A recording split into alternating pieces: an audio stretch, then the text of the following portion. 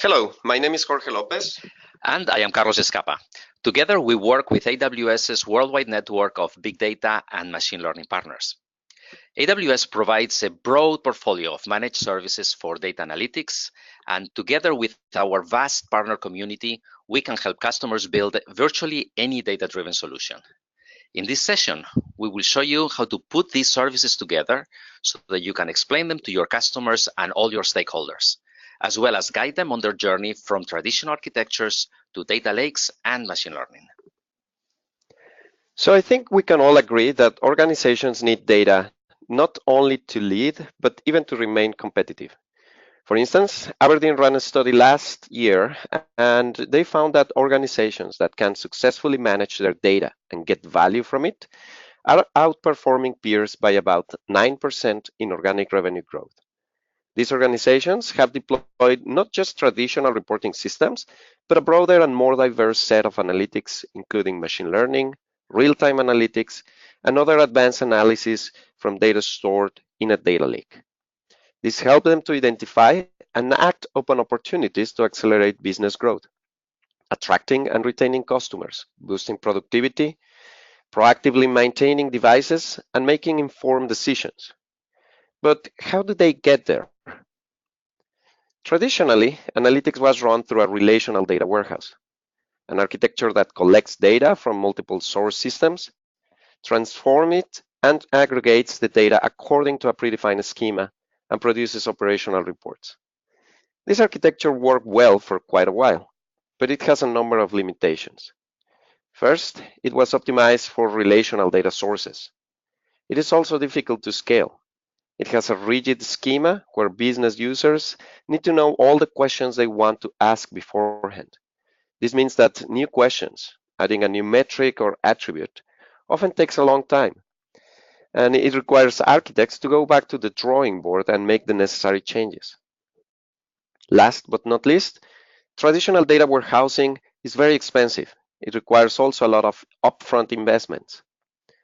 So at some point, as organizations start collecting more data from more sources, as they need to answer questions faster, even in real time, as new groups require more data to run more sophisticated analytics, such as machine learning, this traditional architecture becomes unsustainable.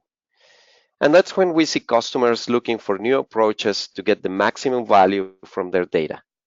So they look for options to modernize their data warehouse into the cloud. Usually they start by moving their data into a staging area. And this staging area is commonly Amazon S3. They do that before transforming it and loading it into the data warehouse. But once the data is there, as they migrate more and more data and workloads, they realize they already have a lot of data on S3. So their architecture starts to look a lot like a data lake. A data lake is an architectural approach that allows you to store massive amounts of data into a central repository. So it's readily available to be categorized, processed, analyzed, and consumed by different groups within an organization. And this is exactly the type of architecture that you can help your customers build on AWS. A data lake allows customers to store virtually any type of data they need and run analytics on top of it, including advanced data science and machine learning, without moving the data. And soon enough, they realize with the newfound performance and scalability, more people are asking more questions from their data. And not just business users, but also many other groups within the organization. A data lake on AWS provides a broad set of analytic engines and tools they can use to experiment. Experiments are very low cost and can get results fairly quickly, so that if an experiment fails, they can just take the learnings and move on to the next one. And it's one of the key reasons why our customers across every size and every industry, from the hottest startups to the largest organizations, are building their data lakes and analytics on AWS. Which brings me to the next point, you, our partners. We have a very healthy and productive partner ecosystem with thousands of technology and consulting partners. What you see in the screen is just a sample. And it's you, our partners, who are helping many of our customers design, implement, and operate their data lakes on AWS. So let's take a look at some of the key components of a data lake architecture on AWS. At the core of the data lake, you have storage, which constitutes the fabric of your data lake. The large majority of our customers use Amazon S3 as the storage layer for their data lakes. With S3, customers can store the data in the format they want: CSV, ORC, Avro, Parquet, and so on. Amazon S3 provides unmatched durability, availability, and scalability. And it also provides a lot of integrations with AWS services, as well as the many tools from our partners. A data lake feeds on data. So the first step to building a data lake on AWS is to move the data into the cloud. AWS provides a wide range of options to make transferring data to the cloud as fast and as easy as possible. Customers can establish dedicated network connections between their networks and AWS using AWS Direct Connect. And for extremely large volumes of data, like petabytes or even exabytes of data, they can use physical appliances such as AWS Snowball and Snowmobile. Increasingly though, organizations need to take immediate action on data that are generated continuously from IoT sensors, social media, or wearable devices. Amazon Kinesis allows you to easily collect, process, and analyze video and data streams in real time, so you can react quickly to new information. For example, with Kinesis Analytics, you can run simple SQL queries on streaming data to provide real-time alerts. But of course, storing data is not enough. Organizations need to discover and catalog their data, making them easily consumable for analytics. Using AWS Glue, you can automatically crawl your entire data lake and construct a single view across all the data assets. We also have a variety of tools from partners that help you catalog your data. And once the data lands on the S3, customers have a very broad set of analytic and machine learning tools to run virtually any type of analytics on their data. They can use tools like Amazon Athena to run interactive queries directly against your data lake using standard SQL. They can also code and run sophisticated processes and algorithms using big data frameworks such as Hadoop and Spark with Amazon EMR. They can develop, test, and deploy machine learning models using SageMaker. They can even run queries on Amazon S3 data directly from your Amazon Redshift data warehouse using Redshift Spectrum, or create visual analysis with Amazon QuickSight. All of this without moving their data. So breadth and depth of storage and analytic options is important. But we know security is also a top priority for our customers. On this front, AWS has been architected to be one of the most flexible and secure cloud computing environments available today. And one of the great things about AWS is that our customers inherit all the best practices, policies, architecture, and operational processes built to satisfy the requirements of our most security-sensitive customers.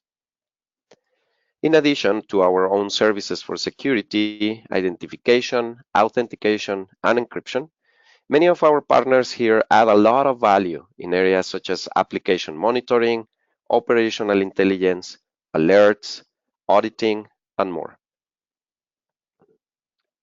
To round this up, AWS supports a very broad set of compliance programs and security standards, which can help customers satisfy compliance requirements for virtually every regulatory agency. Now, let's talk about scalability. With a data lake architecture on AWS, customers effectively decouple compute from storage. This is a fundamental shift from traditional architectures. With this model, customers can easily scale up and down compute capacity independently from storage, choosing from a large selection of compute instances and analytic services depending on their workloads. This results in lower costs and increased agility. And all of this while knowing their data is stored on a layer designed to deliver 11 nines of durability. Other unique capabilities include storing customer data in independent data centers across 3 availability zones within a single AWS region, and automatically replicating data between any region regardless of storage class.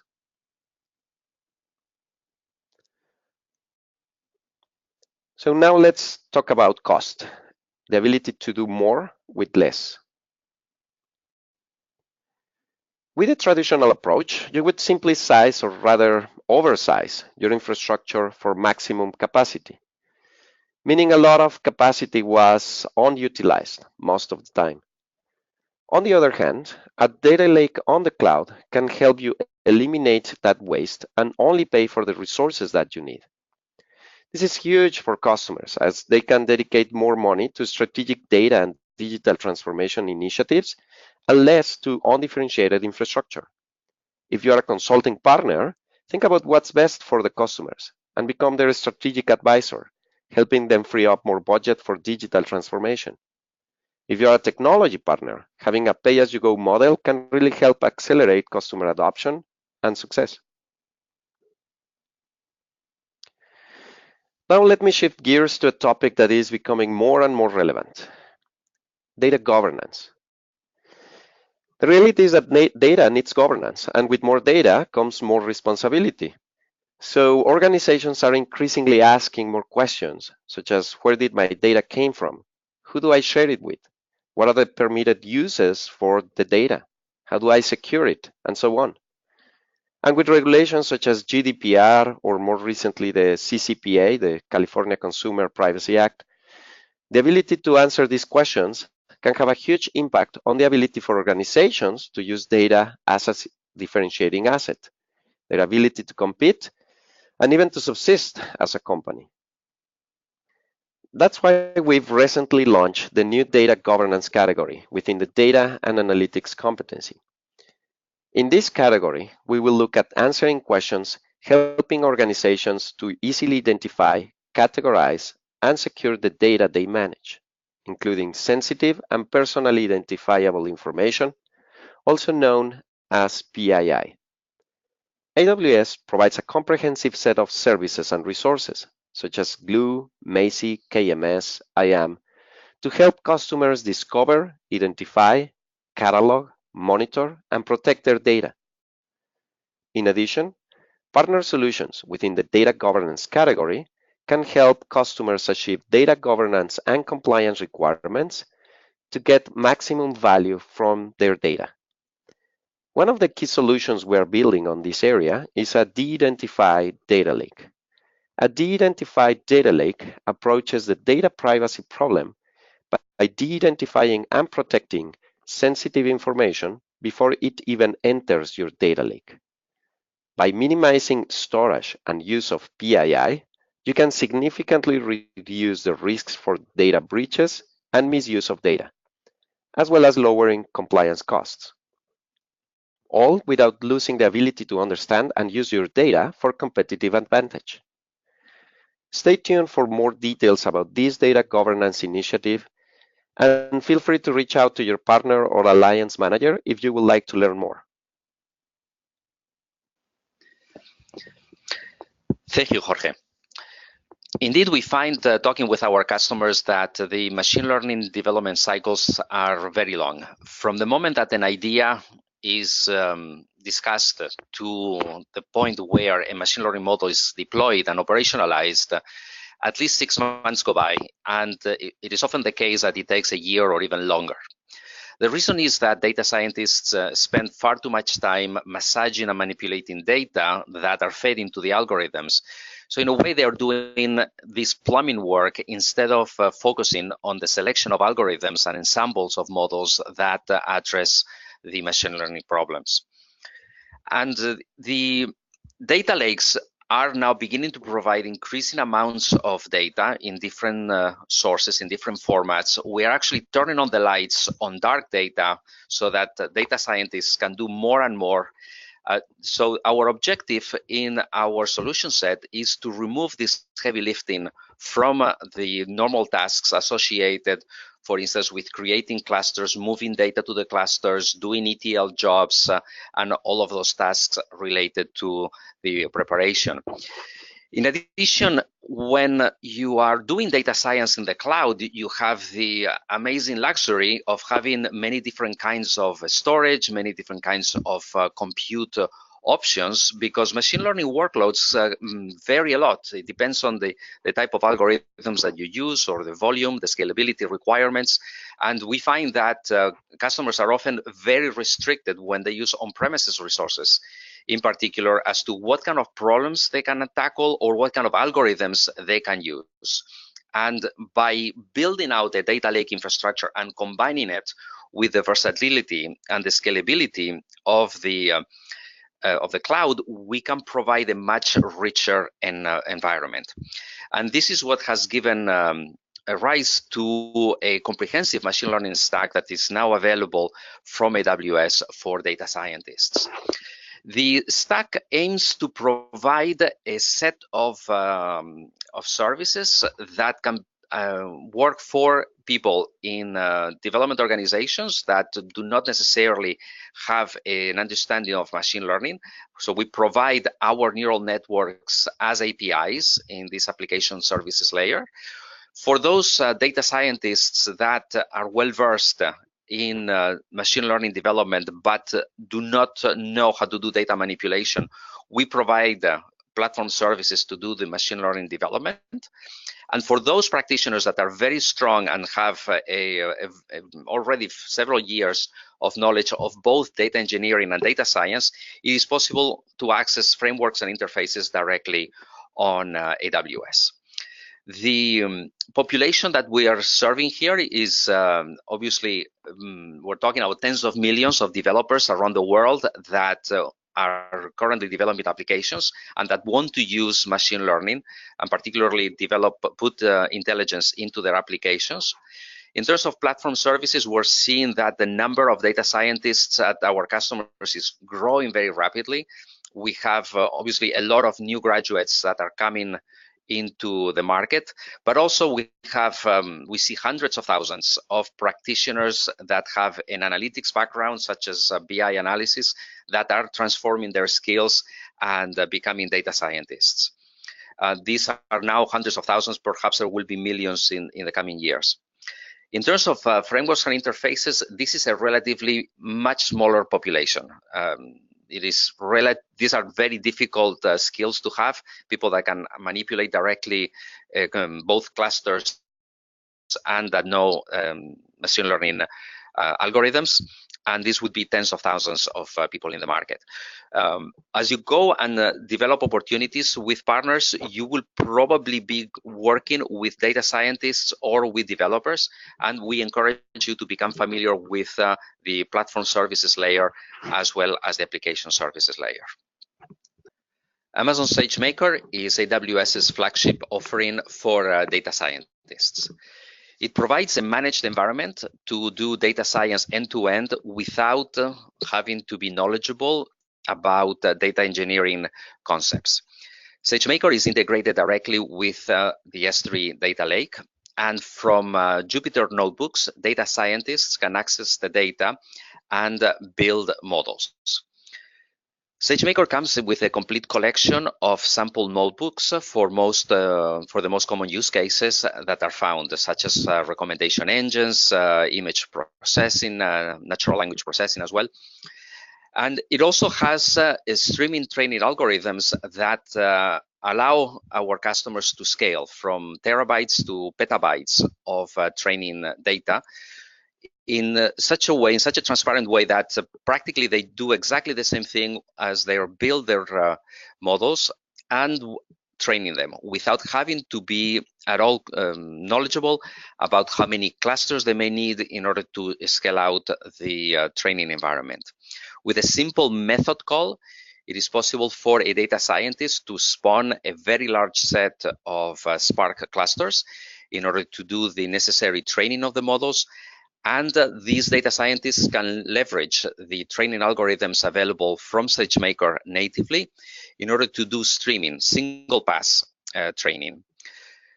The algorithms provided in SageMaker are almost perfectly horizontally scalable. This means that a model that may take 10 hours to create and train with a single GPU can be done in 1 hour, a little bit over 1 hour by using 10 GPUs at the same price. Therefore, SageMaker accelerates significantly the ability for data scientists to iterate in the building out of models. And as we all know, the time that it takes to train deep learning models is a particular obstacle for most organizations in terms of adopting deep learning. And SageMaker is ideal because of this horizontal scalability. Lastly, once a model is trained and ready for deployment, with a single method, once again, SageMaker can create an elastic environment where the model is deployed and available as either as a RESTful API or using Boto, it is possible to invoke inferences from the model. Once again, what's really important here is that the data scientists can build, train, and deploy models without any help from data engineering or DevOps colleagues. And this allows iterative testing and development of models until the models can reach the precision required in order to be operationalized and then integrated either with applications or served using a GUI or moved directly to the edge for inference at the edge. With this, we actually can speed up this time period of 6 to 18 months now becomes days or at most weeks. And we can also accelerate the development of models by customers. Model development is not a perfect science. It is not something that you just come up with a model and then off you go. It is something that is refined over time. Bear in mind that data science is really a science. It is about research. It is about iterative development. So with this, we actually enable more and more data scientists to access the data, to come up with models, and then start to serve those models to the lines of business, so that then the effect of data science should be seen as better decisions, products and services that are better. And then with this, we hopefully create a virtuous cycle, a flywheel, as we say it, that allows the data lake to be populated with more data, that allows also for the models to be more precise and more relevant to the products and services of our customers. Now, the data really become an asset. It's an asset, it's a productive asset to a company. And we need to start thinking about data becoming a supply chain.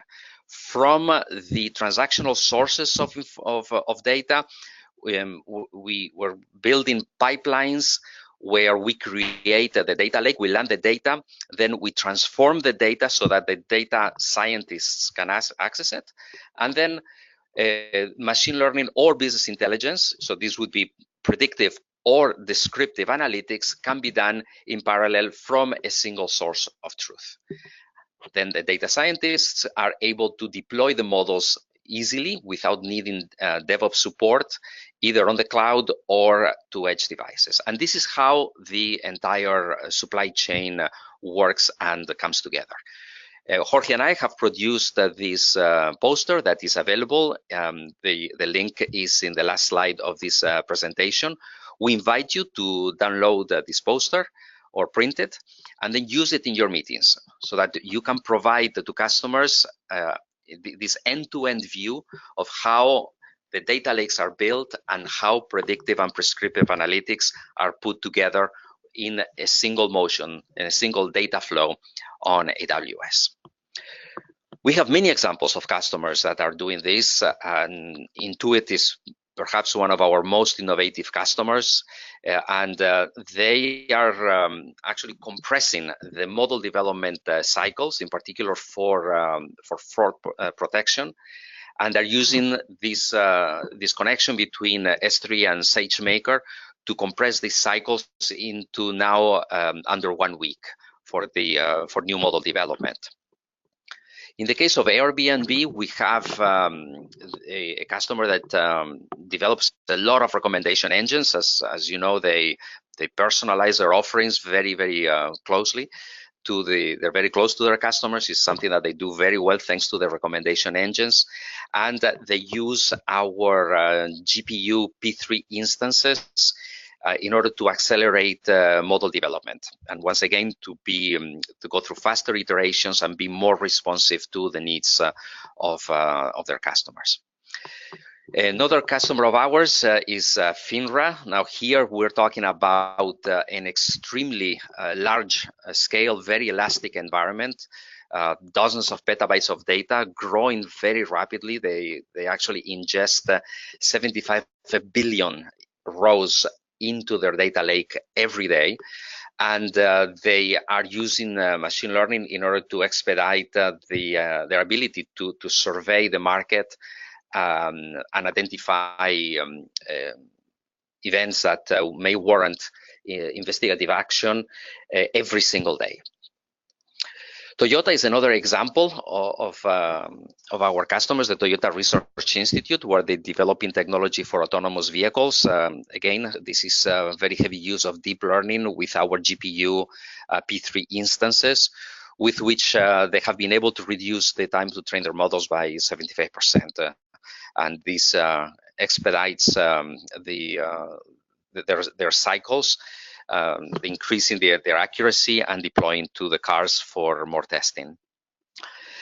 And lastly, another example that we have is NASDAQ. Once again, this is an organization with massive data requirements that has very big data ingestion needs, and they use Amazon Redshift in this case for descriptive analytics and interactive querying.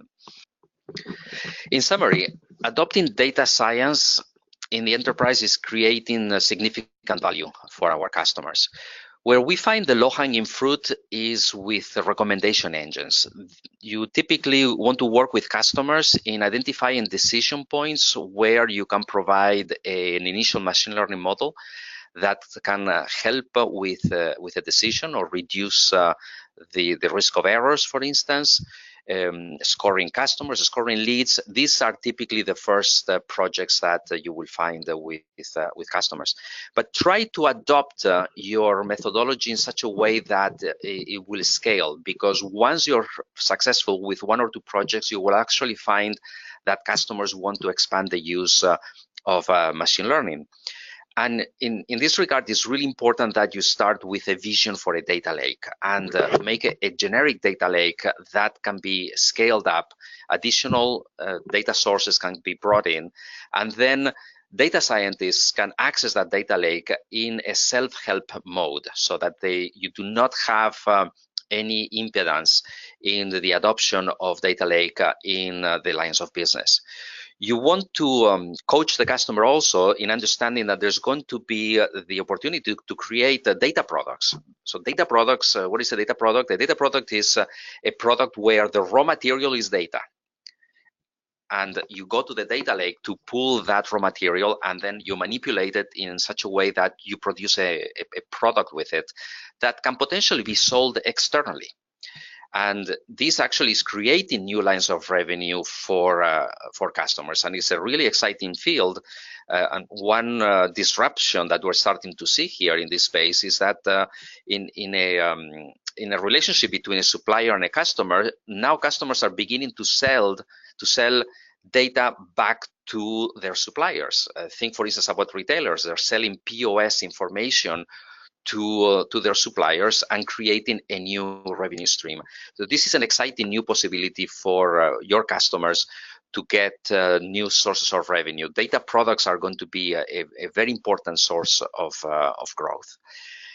We want then, with the data lake architecture in the cloud, for machine learning practitioners to really unleash their imagination, their creativity, and get into these iterative cycles where they look at data, they become as one with the data, and then they start to derive insights and come up with models, new ways of taking those assets, those data assets, and then transform them in a way that can generate new products, new services, potentially new lines of business, or even joint ventures with other companies.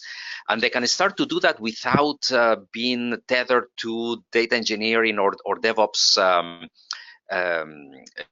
processes and procedures. You actually liberate data science within the organization by making the data lake available and then providing an environment for development. And also because we are bringing deep neural networks developed by AWS and make them available through an API, this also provides a way for developers who do not necessarily know anything about artificial intelligence or machine learning to avail themselves of this additional power through very simple APIs, through RESTful APIs that can be invoked from other applications or from graphical user interfaces directly.